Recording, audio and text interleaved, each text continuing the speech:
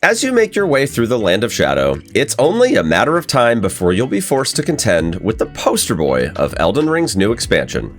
And while he's no Malenia, he's most definitely not a pushover. In this guide, we'll be going step by step and showing you how to defeat Messmer the Impaler in Elden Ring Shadow of the Erdtree.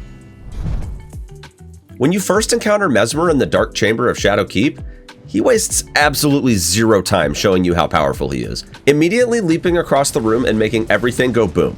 And when he's done with that, he'll then proceed to execute numerous flurries of attacks, all with the intent to do what he does best.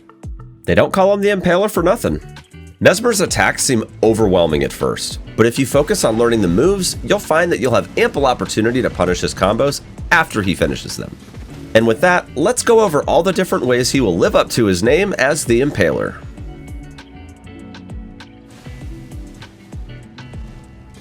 To dodge Messmer consistently, we need to first understand both the basic attacks he uses as well as his uniquely identifiable skills. He can string together any number of his basic attacks into a combo, but generally he stops after 3 to 5 moves and is open to receiving damage briefly before setting up his next combo. Let's start with the basic attacks.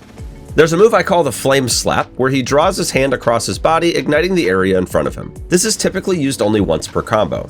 He can slap front or backhanded, but either way the windup is long enough that you can tell it's coming.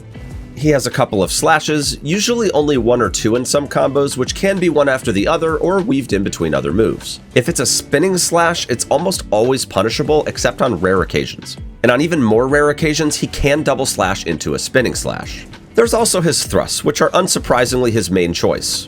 He can perform them both standard and charged, dash sideways first before following up with them, and they can also be executed as a fast double jab. If he's far away, he can perform a leaping thrust to close in on you, and at the end of combos an upward thrust which can send him airborne. If you do see him airborne following a thrust, that's because he's using the last but certainly not least of his basic abilities, which is his crash, and always takes place at the end of a combo. Altogether, he has over a dozen combos he can string together with these basic abilities, and the only real way to get all of the timings down is to practice. The good news is, he does have many uniquely identifiable skills that are easy to pinpoint and roll through. There's the double slash into a dash away from you, which you can see here. He can also open up with a slower spinning slash, and drag his spear along the ground before thrusting. You can look at the sparks on the floor where he drags a spear to help you time your roll on the follow-up. If he's dashing at you with fire in hand, that's his grab attack. Looking at his right leg is a great cue to avoid this one, as you'll see him take a big step forward before executing the grab. And sometimes, he'll just jump into the air and chuck his spear at you, which is pretty straightforward to roll through. He also has a couple of incantations. There's Messmer's Orb, which is the skill he uses when you encounter him the very first time, where he flies up into the air while charging the orb, and then detonates it shortly after he lands. You can roll this as he spreads out his arms and goes to lunge, and again a brief moment after he's on the ground. Aside from the intro, he typically only uses this incantation when he's far away.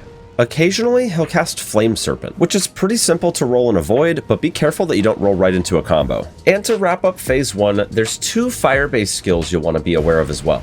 The first involves a spinning jumping slash where Messmer ends up behind you. You'll want to roll away from this as he can follow up with additional attacks from his base moveset. The other one is Messmer's Assault, his own attempt at Malenia's waterfowl dance. He'll perform a rapid spinning slash while also leaping up into the air. Once he leaps toward you, roll into him. He'll end up outside the ring of fire and then fly into you once again with a triple jab, which you can avoid by rolling into him again. At this point, he'll crash down to the ground and pull up spears from the floor.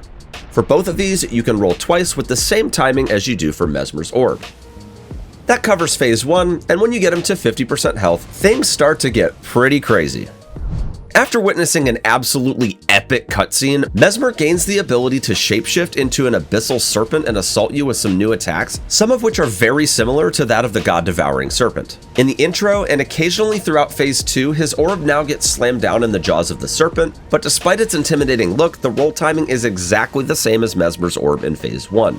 Our main goal in this phase will be to punish his shapeshifts out of serpent form and continue to land attacks between the combos he uses from phase 1. This is a bit harder to do in this phase as he'll often finish his combos by spiraling away, but it's still possible nonetheless with proper positioning. Don't overcommit though, because he does shift back into serpent form regularly and go in for a few different bite attacks. His main shapeshift is a fast animation where the serpent immediately appears and bites 1 to 3 times. After its head is on the ground at the end of the combo, get in as much damage as you can while he shifts back to his mutilated form. He can also summon a serpent while he's just standing there that lunges at you once. He won't attack while the serpent is out for this one, so just focus on avoiding the bite. If he disappears quickly and leaves a large pool of blight on the ground, a long bite animation with a later roll timing is coming. This is probably the easiest to dodge since you get a ton of time to brace for it, so just hang out and wait for it to pop out, wriggle around for a while, and then commit to the bite. And finally, if he hunches over and spawns blight, roll out as he snaps his head upward and roars, then roll back as the twin serpents lunge, 3 more times as each of the other serpents lunge forward, and finally 2 more times to avoid the crash and the spears he pulls up at the end. The direction of the roll shouldn't matter much after you're out of the blight and away from the twin serpents, and once you nail the timing, you can position yourself to squeeze out some damage before he picks his next combo. Careful management between his shifts is vital to bringing him down in Phase 2. But once you've mastered it, Messmer will soon join the list of vanquished demigods, and you'll be one step closer to tender Miquella's sweet, sweet embrace. Now that you know how to counter Messmer's relentless onslaught, here's a few tips to ensure you're fully prepared. Messmer doesn't have an absolute weakness to any particular element, but he's moderately susceptible to magic, lightning, and funny enough, fire. He can also be afflicted with poison and scarlet rot, as well as bleed and frostbite, making almost any build viable in terms of damage. I used a glass cannon build with the backhand blade and Rakshasa set, which was amazing for overall DPS and landing fully charged strong attacks regularly between his combos.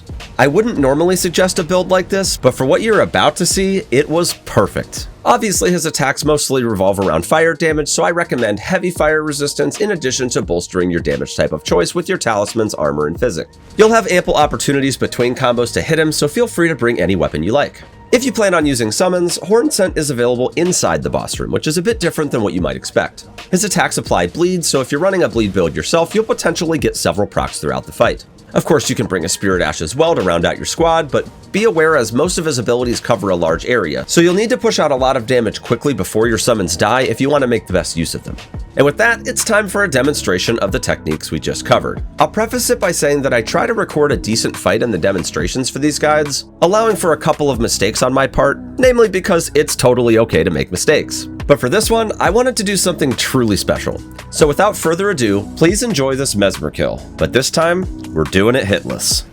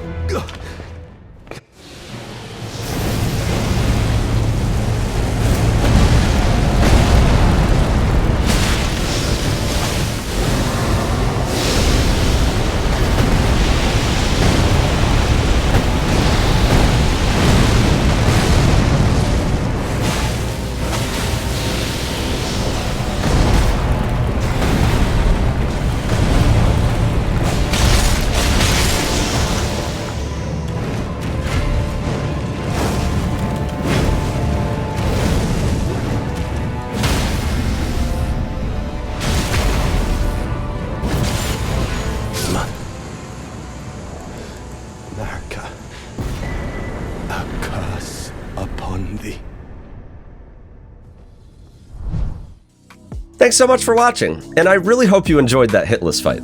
For more help on your journey through Shadow of the Erdtree, head on over to our ever-expanding wiki on IGN.com. And of course, for everything else Elden Ring, keep it here at IGN.